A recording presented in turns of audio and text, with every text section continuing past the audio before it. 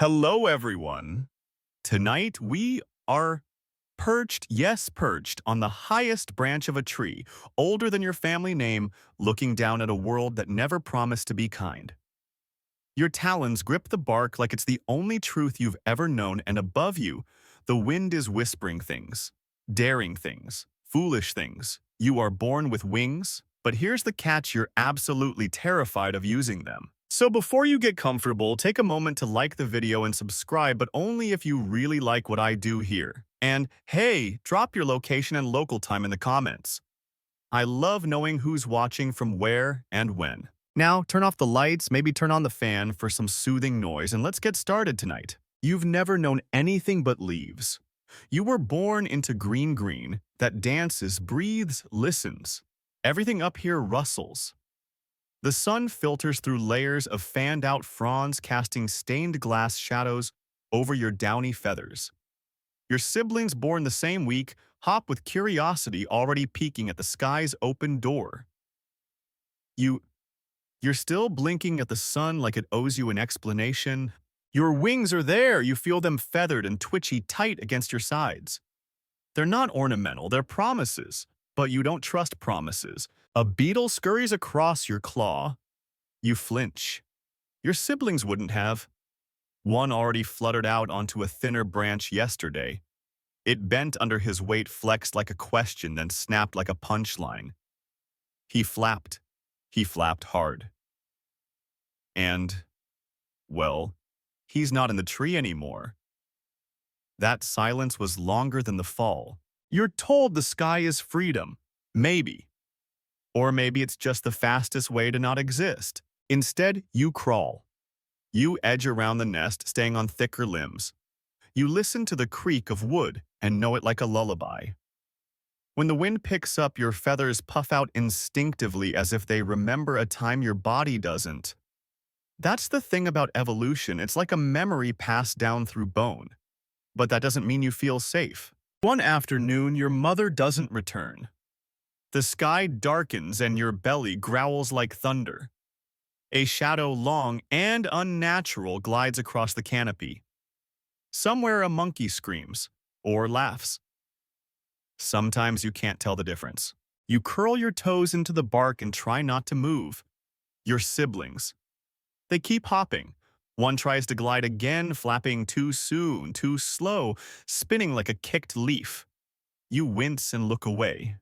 Again, the tree goes quiet. Historians still debate whether creatures like you were fully flighted or just gliders, whether your wings were built for soaring or simply surviving the fall. You decide not to find out yet. When you sleep, you dream of flying, but not the graceful kind. In your dream, you plummet, you flap, you scream.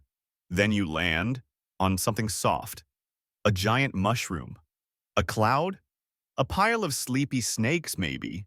They all hiss. Try again. You wake up sweating under your feathers. Odd fact of the night. Some modern birds sleep with one half of their brain at a time, literally taking half naps. You try to do that now, blinking only one eye at a time, pretending it makes you safer. It doesn't. The treetop is beautiful, though. Let's not pretend otherwise. Lichens shimmer blue when the light's right. A beetle with gold-spotted wings clicks out a rhythm on a nearby leaf. It sounds almost like drumming fingers. A chorus of frogs miles below harmonizes with something you've never seen, something that sings like metal scraping metal. Everything here is designed to move. And yet here you are, the stillest thing in a world made for motion. You try again. You extend one wing. Let the wind tease it. You imagine what it might feel like to dive, to not resist. But the thought alone kicks your heart up into your throat. You clench your claws tighter and tuck that wing back in like a secret. Funny, isn't it? You're the only one born with wings who hasn't used them yet, but you've survived. You're still here. And sometimes, survival is the most defiant kind of flight there is. The others jumped, one by one. They didn't always mean to, but they did. Your older sibling, let's call him the bold one, was the first. He strutted out to the edge of a narrow branch tail, flicking like punctuation at the end of a sentence. The breeze lifted his feathers like breath. He looked back at you all with a grin, or at least the prehistoric equivalent of one. "I'll be back before sunset," he chirped. Spoiler, he wasn't. He leapt. For one shining moment, he was part of the sky. His wings caught a curl of wind and held it just barely. Then the canopy took him and you lost sight of him through the leaves. The silence afterward pressed in like a bruise. No thump, no splash, no cry. The rest tried later at different times with different results. One panicked mid-glide and spun like a leaf caught in a toilet flush. Another clipped a branch and tumbled end over end into some unseen undergrowth. Maybe they survived. Maybe they didn't. The point is, none of them came back. You were left with that empty nest in the quiet. And guilt's weird, isn't it? It crawls in even when you didn't do anything wrong. Especially when you didn't do anything. You stayed, you watched it, you didn't leap, you wanted to, but you didn't. Instead, you moved deeper into the tree, farther from the jumping points. You studied the angles of every branch. You watched beetles cross from bark to bark with more grace than your kind seemed capable of. And that's when you saw the one that didn't make it. Not far below, sprawled awkwardly across a lower limb, was one of your siblings. Broken wing, bent tail, still breathing. His eyes flickered open when he sensed you above him, but he didn't call out. He didn't need to. You climbed down, not jumped branch by careful branch. It took most of the afternoon. He didn't move. You settled beside him in silence. That night you shared body heat. You fluffed your feathers over his broken side. It wasn't about being brave. It was about being there. And that, for the first time, felt like enough. Here's a historical note that might surprise you. Modern birds don't just fly to escape. They also fly for territory, for mating dances, for play. Flying isn't just survival. Sometimes it's drama, theater in the sky. But you don't have that luxury yet. Your world is a story of staying put. In the days that follow, you scavenge fruit bugs, pass them to your injured sibling, and memorize every crack in the bark beneath your feet. You learn that hunger sounds different when you're responsible for someone else's stomach. The two of you become a kind of unintentional duo. And duos, well, they don't always end in flight. Sometimes they end in routines. The oddest fact of that day. Some tree frogs survive cold by freezing solid, literally turning into amphibian ice cubes, then thawing out later to hop along like nothing happened. You wonder briefly if emotions could do that too. Freeze, then thaw, then work again.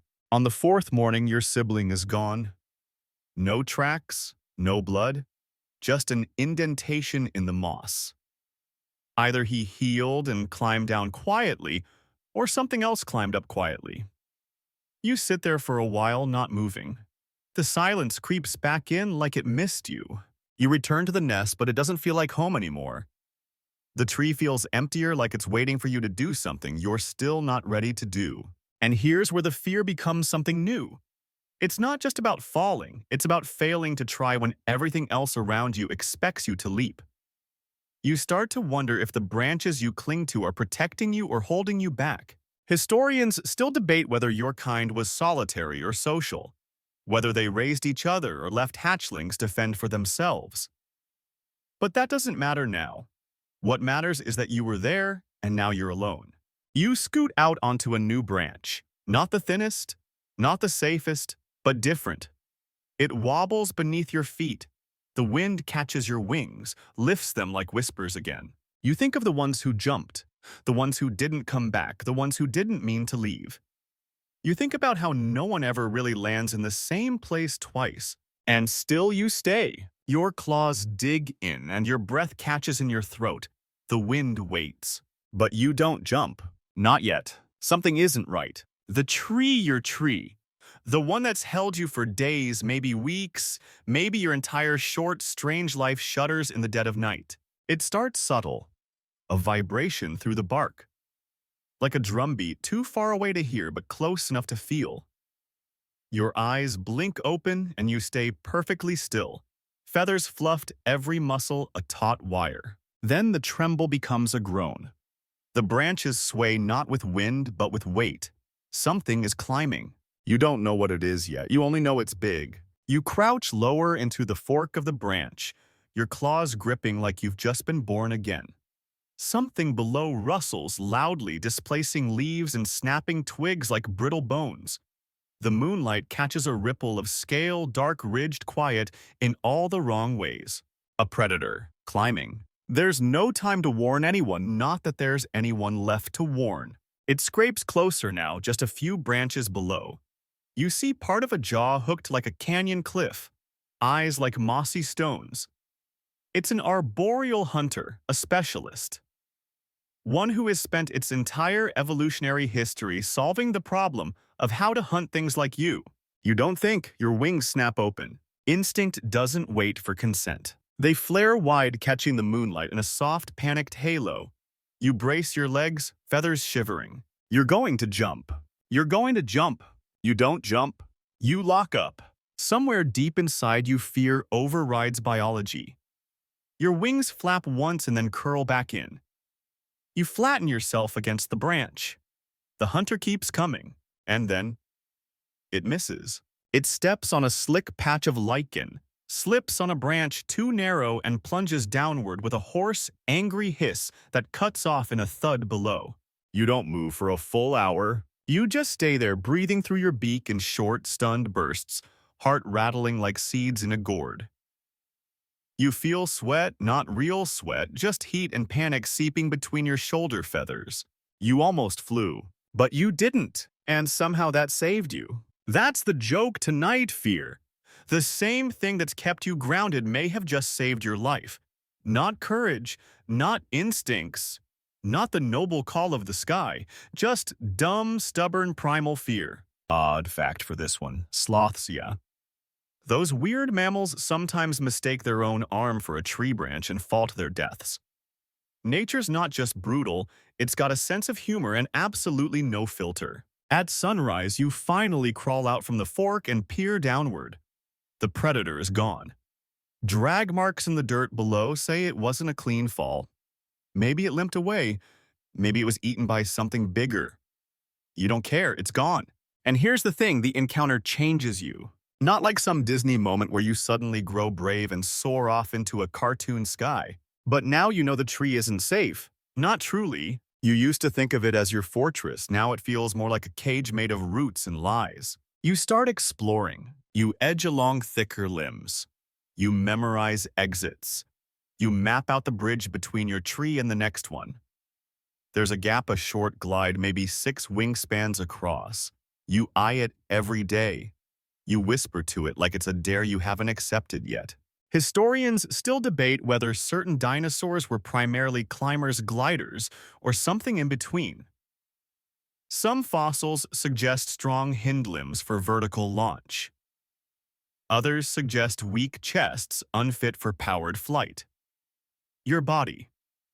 Somewhere in the middle, like your mind. That night you sleep with your wings partially open.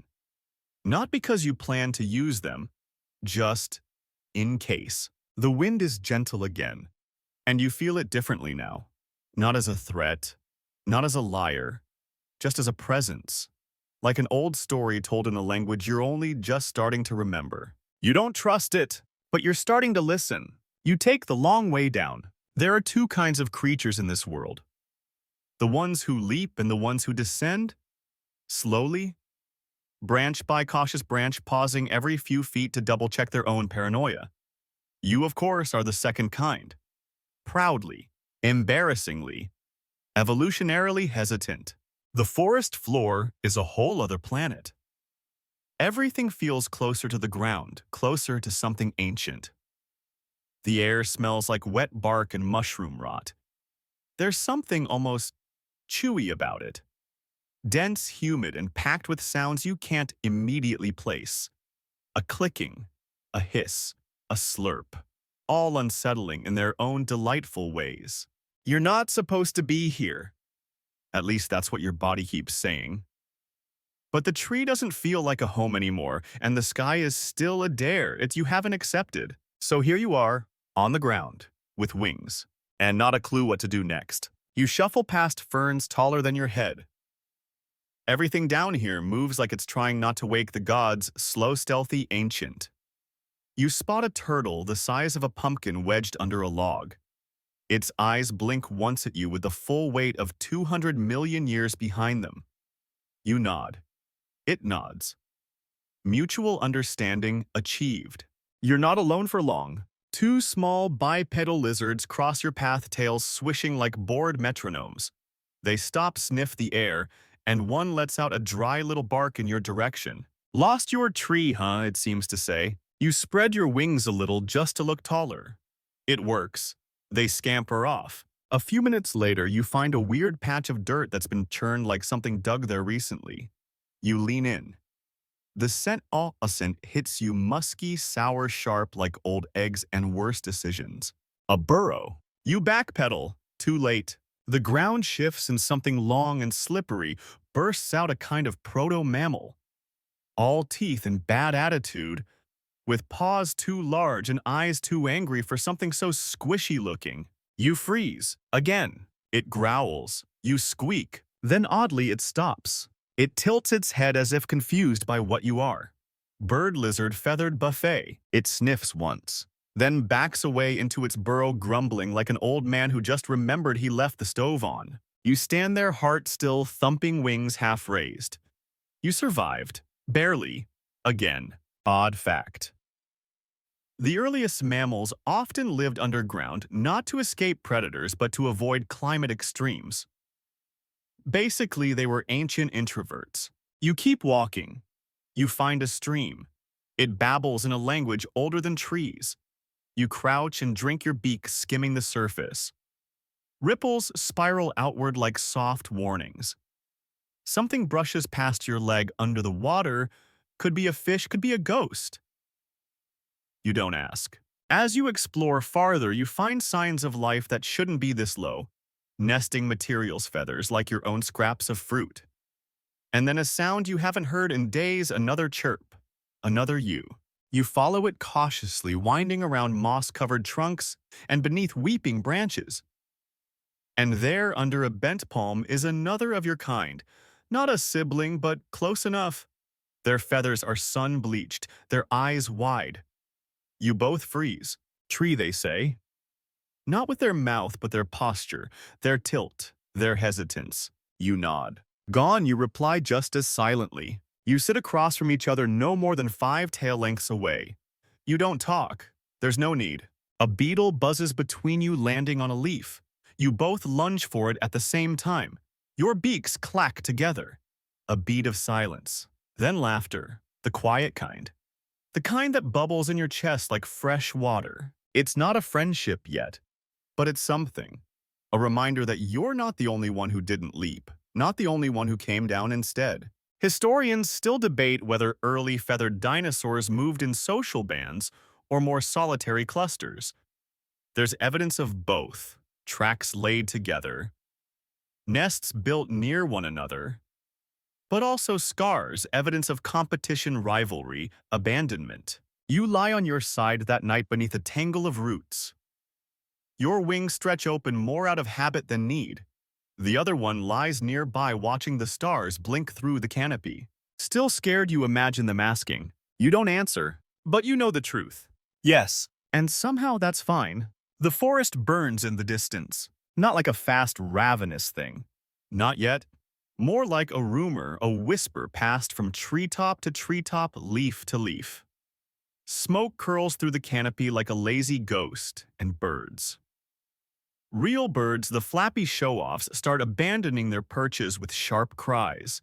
You don't notice it at first. You're too busy chasing a beetle that glows faintly green like it swallowed a star and regretted it. Then the ash lands. Just one flake, a quiet flake. It settles on your wing. You blink at it, sniff, sneeze. The other grounded dinosaur, the one you've been semi-hanging out with but still pretending you're just coexisting, pauses too. You both turn your heads to the same direction, the same rising wind. It's coming. Wildfires were common, even in the Mesozoic. Dry lightning, volcanic vents, and oxygen-rich atmospheres made fire part of the natural rhythm, cleansing, destructive, necessary. But none of that means anything when you're small and flammable. You look up. High above the sky has become a theater of feathers. Dozens of your kind, your cousins, your elders, your cocky uncles, they have taken to the air. Their wings slice through the smoky light silhouetted like gods, skimming the ceiling of the world. They dive and spin in frantic choreography, flying not for beauty, but for escape. You stay grounded, not because you want to, because your body won't let you do otherwise. The smoke grows thicker. The air tastes bitter like chewed charcoal and broken promises. The other grounded one bolts. You hesitate a second longer, then follow. Both of you racing beneath the underbrush through tangles of root and fern. Above you, branches crack with heat. Leaves curl into skeletons. Ash rains. You find shelter beneath a stone ledge, low and damp and blessedly, gloriously unburned. You press yourself to the dirt. Wings tucked. Chest heaving. Outside, a tree explodes. That's not hyperbole. Certain trees literally store resin that combusts when heated. Boom, just like that. Welcome to prehistory. You peer out from under the ledge. Through the fire haze, you spot a body falling from the sky. Not gracefully, a tumble, a hurtling mass of feather and fear. It hits the ground, hard, rolls, twitches. You crawl toward it, coughing, blind. It's one of your an adult, burned feathers, eyes open, unfocused, chest rising, barely. You don't know what makes you do it, but you drag them. By the tail feathers, slowly, pathetically. You pull them toward the ledge. Inch by inch. It takes half an hour, but you make it. Together you lie there, three of you now. You the not friend, but also not friend, and the stranger you couldn't leave behind. Odd fact, some insects survive fires by burrowing into tree bark, riding out the flames in their own little ashy bunkers. Survival is less about speed and more about where you're willing to wait. The fire moves on by morning. The forest is quiet again, except for the soft hiss of dying embers and the occasional creak of something no longer alive falling over. The stranger groans, barely alert. The other young one nudges you. You saw them fly, their eyes say so many, even him. You nod. You saw. You also saw one fall. Historians still debate whether certain species' feathers were primarily for flight display or insulation. Some say they were decorative status symbols. Others say they were survival tools. Like everything else, the answer is probably both. You walk into the blackened forest, crunching char beneath your feet. Wings slightly open now. Not to fly, just ready. You trace the burn path back to your old tree, or what's left of it. It's gone. Charcoal ribs where once there were branches. Ash where there was bark. Nothing left to return to. You don't cry. Dinosaurs don't cry. But you stare for a long time. And then for no reason, really, you spread your wings fully. The wind touches them soft and tentative. You don't flap, you don't leap. But for the first time, you want to. You try to glide like a lizard. Not like a bird. Not like your cousins or the ancestors who sailed before the meteor knew their names. Like a lizard. There's one you watch every morning now. A glider with webbed skin between its limbs, more cape than wing, and a tail like a rudder cut from leather. It launches from a high trunk and flattens itself like a pancake of confidence, coasting from tree to tree as if gravity was just a helpful suggestion. You envy it. Not just the motion, but the attitude. The whoosh of it. The knowing grin it seems to wear midair. You try to mimic it. You find a short rise. Just a lumpy old termite mound really, but it's taller than the dirt around it, and at this point your version of a skyscraper. You climb up. Spread your wings, not even all the way, just enough to catch the morning breeze. You inhale, then you leap. That's Zeeb. You fall, not catastrophically, not heroically, just sort of vertically, like a leaf that forgot it was supposed to flutter. You land beak first in the dirt. Somewhere nearby, a furry little mammal lets out a high-pitched squeak that might be laughter. You lift your head, mud on your nose, pride in your tail feathers. No broken bones, win-win. You try again and again and again. By the fourth attempt, you're falling with style. Like a paper airplane that mostly gets where it needs to go. You flare your wings at the end. Sometimes you slow your descent, sometimes you don't.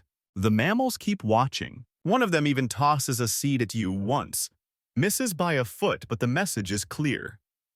Hey Wingy, maybe stick to the ground. Odd fact, flying squirrels don't actually fly.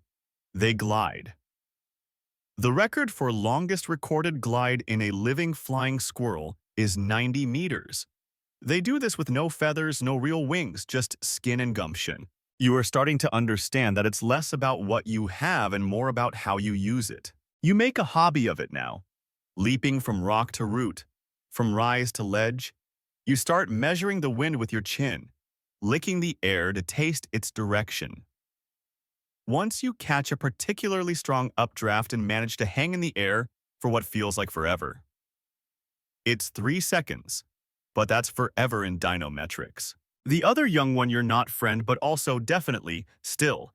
Their companion starts copying you. They're better at it. You want to be mad, but mostly you're just relieved that someone else understands the joy of falling almost on purpose. The burned stranger meanwhile still limps. Their feathers regrow in patches. Sometimes they watch you with an expression that says, "You've got the wings. Use them." But you're not ready. Not yet. Historians still debate whether these early winged dinosaurs were truly airborne or simply halfway there. Some fossilized joints suggest limited shoulder rotation. Others suggest potential for bursts of flight. It's the biological equivalent of having the parts but not reading the manual. One night you perch on a low branch and stare at the moon. It's full, cold, mocking. You whisper, "How far would I fly if I believed?" The moon doesn't answer. Typical. The next morning you do something unexpected. You chase something. A dragonfly. Big, fast, dumb enough to hover too close. You bolt. Not run bolt. Wings wide. You jump a rock. Then a log. Then the edge of a small ravine. And for 3 glorious, chaotic, disorganized seconds, you are not on the ground. You flap. Hard. It's ugly. You wobble like a kite missing a string. But the dragonfly jerks mid-air surprised. And for the first time you're gaining. You don't catch it, but you land upright. And that's new. Oddest thing you'll hear today. Some birds in the Andes fly so high they pass out from lack of oxygen and just keep going. They black out, glide, and regain consciousness in time to steer again. You realize then flying isn't about trust in the sky. It's about trust in yourself to fall with meaning. You look back at the burned one, at the almost friend, at the tree line. Then you look up. Maybe you're getting there. Maybe. The fall is louder than the flight. It starts with a shadow. You're perched on a boulder, proud of yourself for surviving another day without face planting into a puddle when something cuts across the sun. A massive figure, broad wings, long necktail, like a whip of wind soars overhead. Then it wobbles. You squint. The shape veers, suddenly dipping to one side, wings flapping wildly wrong. Desperate. You know what panic looks like. Even from that high up, you can smell it. It plummets. Crashes through the canopy with a deafening crack, crack, crack, snapping branches like brittle bones. It hits the ground not far from where you stand, close enough for the impact to shake your rock. You freeze. Even the insects pause. The world listens. You scramble toward the wreckage. Leaves still flutter down like embarrassed confetti. A trail of disturbed earth leads to a heap of twisted feathers and silence. It's one of your kind. An adult, maybe not old, but older than you for sure. Bigger wings, stronger chest. You stare at it. Its eyes are open, blinking slowly. Alive, just barely. You step forward. The scent hits you, blood sap, adrenaline. You've smelled all 3 before, but never this close together. The adult gurgles. Its wing is twisted at an angle that screams permanent. You're no healer, but you don't need to be.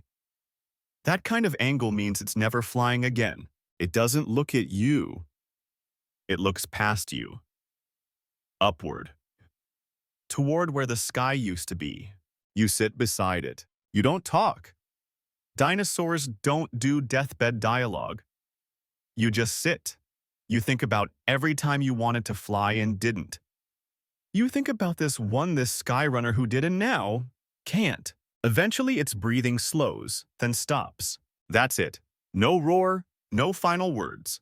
Just a quiet end to what was probably a loud life. You bury it, sort of. Not a ceremonial grave, just you using your feet and wings to pile dirt and leaves over the body until it looks like part of the landscape again.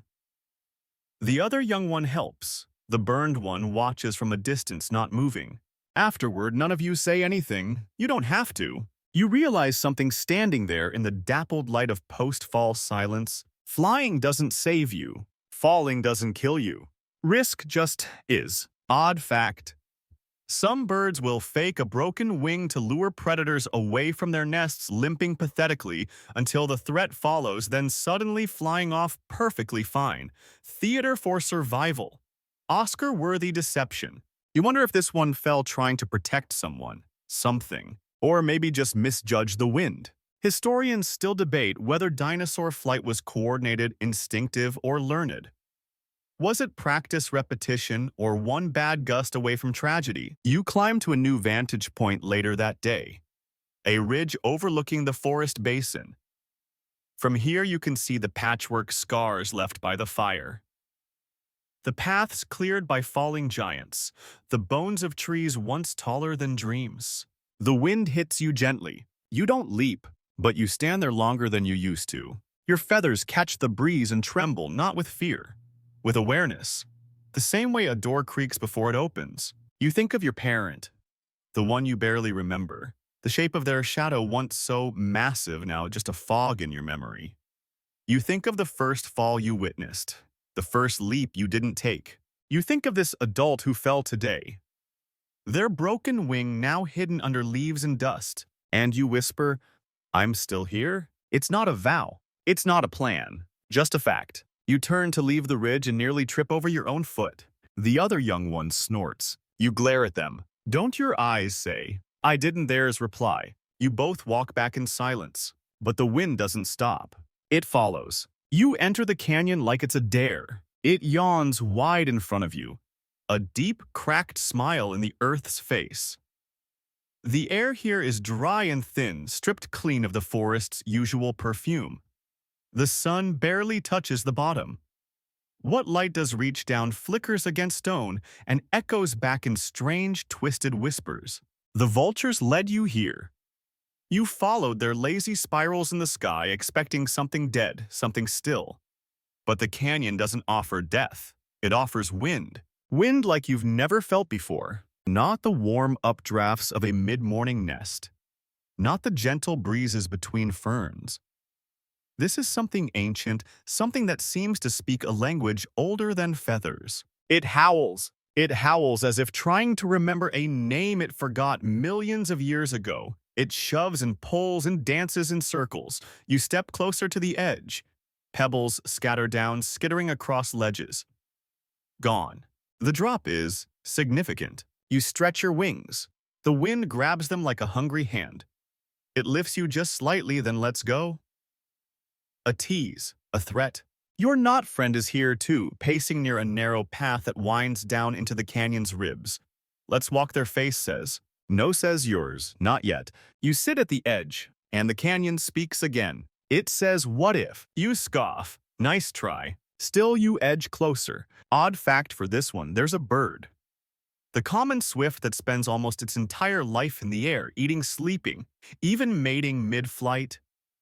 It can go 10 months without touching the ground.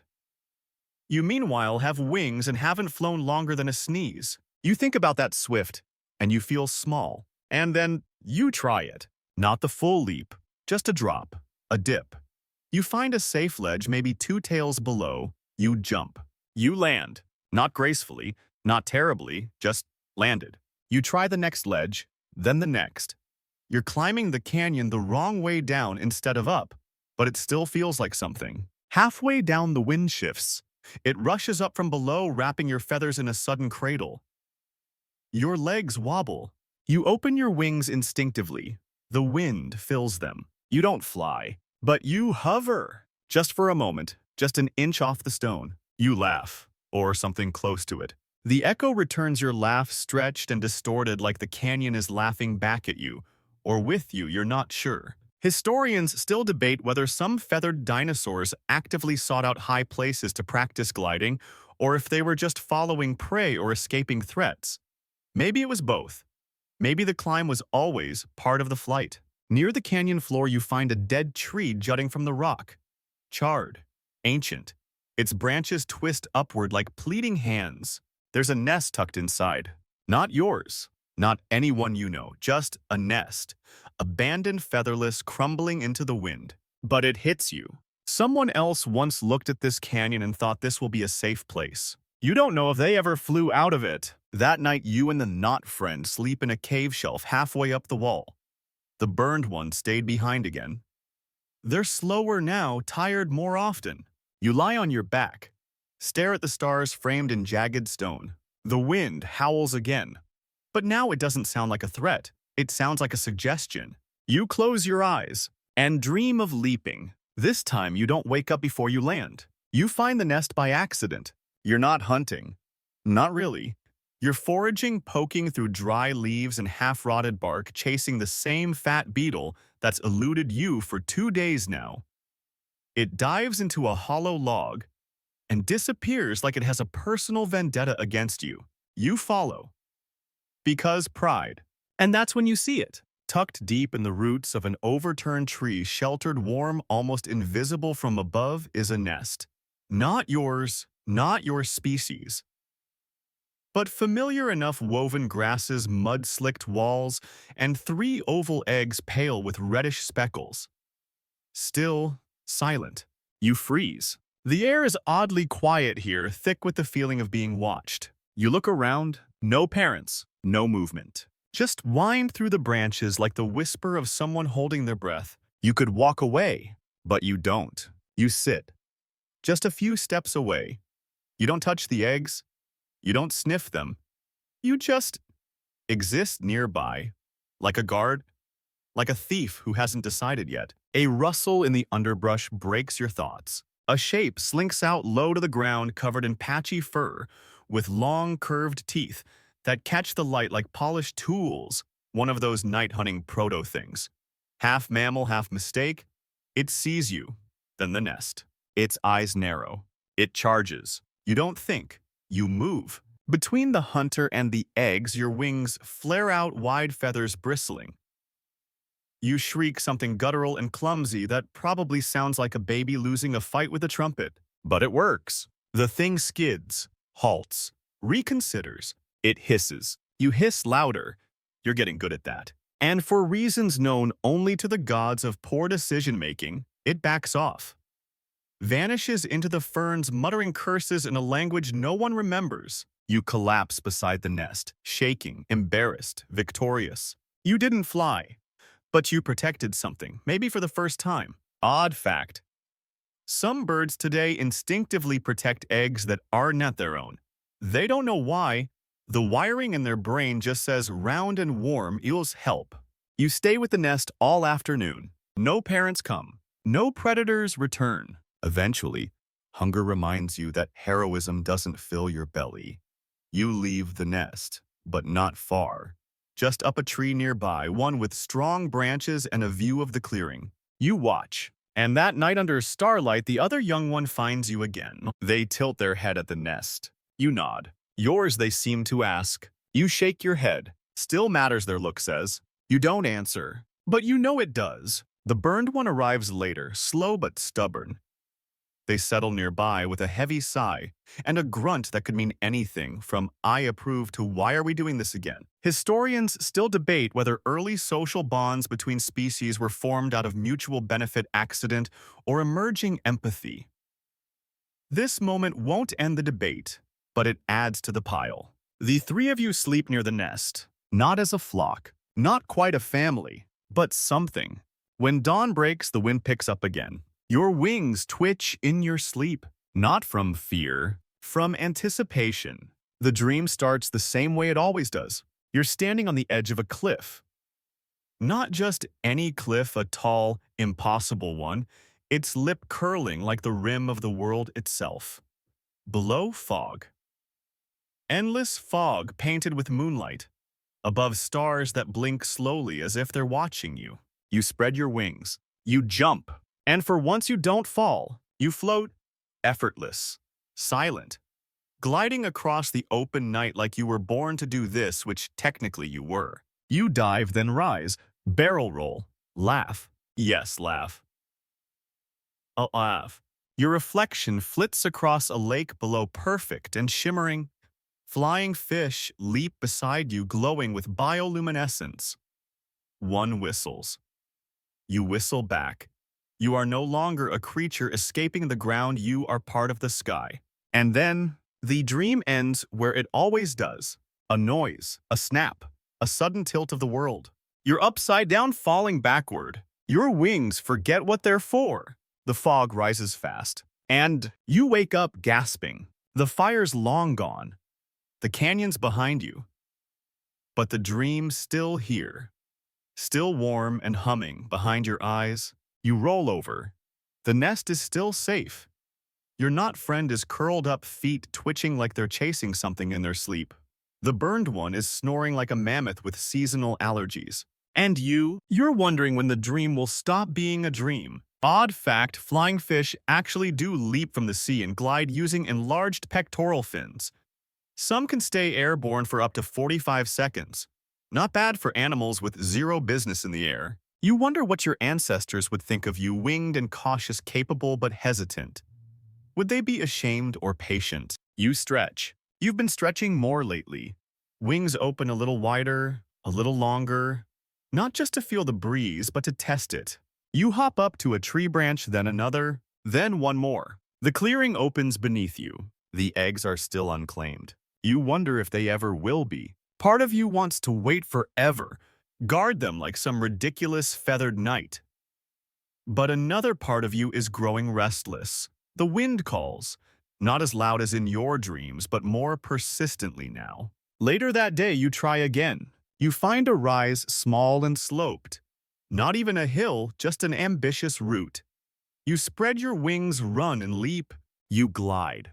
3 seconds, then 5. Then land with a skid claws tearing up moss-tail feathers bent at an awkward but charming angle. It doesn't feel like flying, but it feels. You repeat it, again, again. Once the other young one joins you, they're better, more balanced. You still beat them on style. That night you sleep with your wings half open. Historians still debate how dream cognition developed in early vertebrates. Did they dream of flight before they ever flew? Did instinct whisper while they slept? You hope so, because tonight your dream changes. You leap again. But this time when the fall begins, you don't wake up. You land on something solid. Your wings tuck in.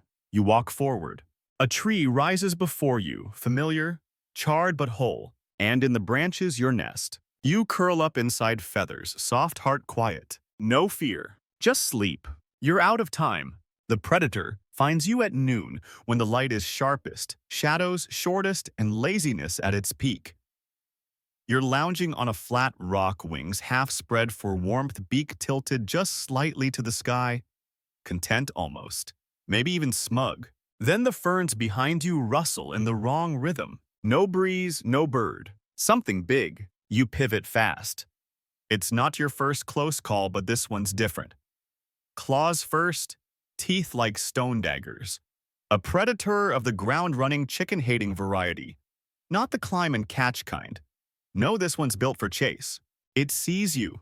You see it. And then you run. You've never run like this before. Not even in the fire. Not even in the canyon. The ground blurs. Trees whip past. You barely register the startled calls of your companions as you bolt through the underbrush. You hear the beast behind you, its breaths like a forge, its claws ripping roots from the earth. It's fast. Too fast. You skid around a tree trunk, jump over a root duck, under a branch. You're not thinking. You're just moving. Pure lizard brain. But eventually, there's nowhere left to go. A cliff. You stop dead. The wind rushes up to meet you, like an old friend with terrible timing. You turn. The predator's there, closer now, triumphant. You open your wings. It's not a decision, it's not bravery, it's inevitability. The cliff is steep, not deadly high, but high enough to promise a good thud and a bad ending. You're out of options. So, you jump. And for one full second, the world holds its breath. Your wings snap wide. The wind catches. You glide. Not for long, not gracefully. You wobble, you dip, you curse mentally, but you don't fall. You land hard on a lower slope roll once, twice, feathers everywhere. But you land. Alive. Shaken. Buzzing. You sit there for a second, then look up at the cliff. The predator stands at the edge, hissing in frustration. It won't follow, because it can't. Odd fact. Some modern birds use sudden flight not just for escape, but for psychological warfare. Startling predators by flaring wings and launching into chaotic zigzags, confuse and dash. Tactical chaos. You did that. You pulled a tactical chaos. You grin, and then like a sitcom entrance, your not friend tumbles down beside you in a heap of twigs and dignity. You both groan. Then laugh. Because what else can you do? Historians still debate whether gliding was originally for fleeing danger or moving between resources more efficiently. But today it saved your tail, saved. The burned one limps down a side path not long after. They saw it, they nod. No words, just a nod that says, you jumped. You nod back. It wasn't flight, not yet, but it was something. That night you dream again. This time the sky opens like a door you forgot you had the key to. And when you fall forward. You meet the stranger when you least expect it. Mid-morning. You're poking around a riverbank trying and failing to catch fish with your claws. The other young one sunbathing nearby. The burned one is asleep in the shade, wheezing gently through a beak that never quite healed straight. Then, with a sound like an insult thrown in feathers, someone crashes into a bush behind you. You whirl wings open, ready to fight flight or dramatically freeze. Out tumbles another of you, slightly older, slightly bigger, covered in dirt. One feather on their tail bent sideways like they lost a fight with a shrub, which based on their face might actually be true. They don't apologize. They just grunt, brush themselves off and say without speaking, I meant to do that. You blink. So do they. Then they hop onto a nearby rock and glare at the sky, like they're daring it to challenge them again. Eventually, you walk over. Hi, your posture says. Whatever theirs replies. It's perfect. You sit nearby close but not touching. You glance up. Their wings are a little ragged but strong. Built for motion. They look like someone who's tried to fly and failed many, many times, and still gets back up. Eventually, they look at you. Something flickers in their eyes. What are you waiting for? They ask without opening their mouth. You shrug. What if I fall? They snort. It's only falling if you don't believe it's flying. You raise a brow. Did you make that up? Shut up, they say with their whole body. You laugh. They stay. Later, you all share a meal, bugs and berries. The burned one eyes the newcomer warily but doesn't intervene. The not friend now, kind of friend, nudges a worm toward them in peace offering. It's gross. They eat it anyway. That night, the four of you sleep in a loose ring near the river wings, twitching under the stars. Historians still debate whether juvenile dinosaurs formed temporary creche groups, loose herds of young ones traveling without direct adult supervision. Some fossils suggest it. Others say those were just death piles. Optimism is a choice. You choose it. The next morning, the stranger drags you up a hill before breakfast. This is stupid, you say. You're stupid, they gesture back. You reach the top. Windy. Wide view. Lots of room to crash dramatically. Fly, they challenge. Maybe. They don't wait. They leap. They don't soar. But they don't fall. Not entirely. They glide. Skim the grass tops. Hit the ground with a roll and a victorious screech. Your turn. You look down. You freeze. Then you remember something. The nest. The fall. The canyon. The fire. All the times you didn't jump. And then you laugh. Because really, what are you waiting for? You leap. The wind holds you. Just long enough. You land on your face. But your wings caught some of it. The stranger is already climbing again. Try again, they say. grinning. And you do. You leap from a ledge and land upright. You barely notice at first. The stranger shouts something encouraging or possibly mocking. It's hard to tell with their tone, and your not friend now actual friend claps their claws together in excitement. The burned one even gives a half smile, or maybe that's just how their beak healed. But all you can think is, you didn't fall. Not fully, not crash land, not panic thrash roll. You leapt, you glided, you landed, you survived. And this time it felt different. You climb again, this time from a higher point. A sloped tree root that curves up like a question. The others gather at the bottom, eyes wide. The wind is steady, not too strong, just enough. You run, you jump, you flap once, instinctive, half-hearted, and you glide. A long, arcing path through filtered light, your wings trembling but outstretched. You don't think. You just exist in the moment, feathers slicing air wind under your body, the ground not so far below. It's not flying, but it's almost. You land in a stumble, slide, spin, feathers flared and chest heaving. The others cheer. Yes, even the burned one. Oh, their call is rough, but it counts. You flop onto your back and grin at the sky like it owes you rent. Odd fact, some modern birds like juvenile hoatzins have claws on their wings they use to clamber through trees before learning to fly. Evolution always gives a backup plan. You wonder if yours were ever meant to work that way. If maybe all this time the ground was just a rehearsal.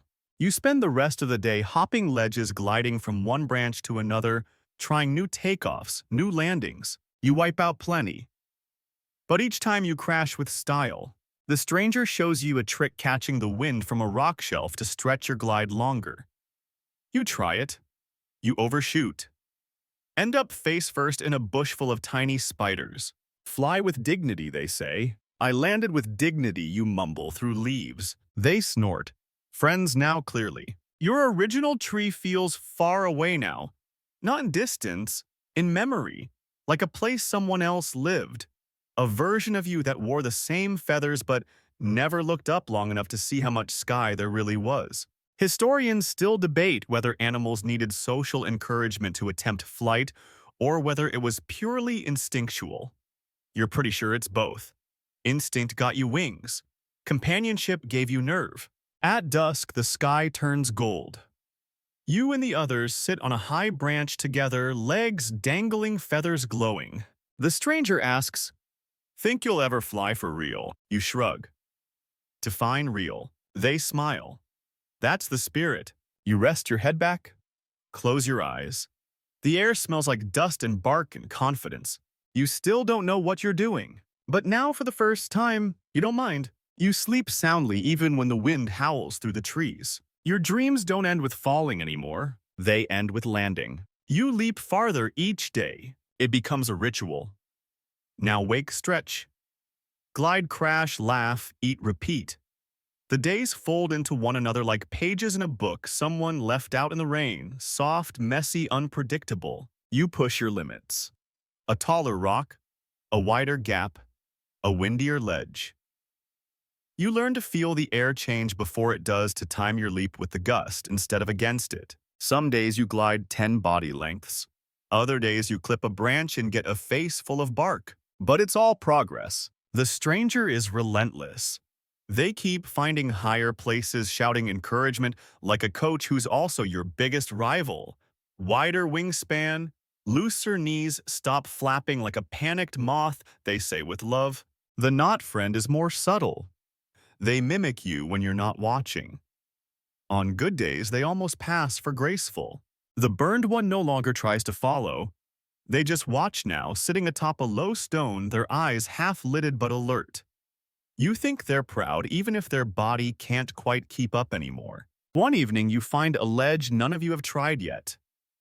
It's tall, narrow, with a strong crosswind that whistles like it knows your name.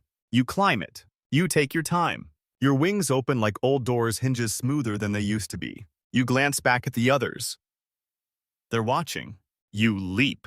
The wind catches, hard. You ride it longer than ever before. A true arc. A rise. A slow descent like a leaf with ambition. You land upright. Skid. Turn it into a spin, tail flick, head high. The others lose their minds. Even the burned one lets out a bark of approval. Odd fact, there are birds today that can sleep while flying, literally shut off half their brain and keep going. You don't know if that's your future, but if it is, sign you up. You lie on your back in the grass and watch clouds drift like old stories across the sky. You wonder, is this what flight is? Not escape, not running, but moving on purpose. There's a difference between jumping from something and leaping towards something. Historians still debate how animals transitioned from gliding to true flight.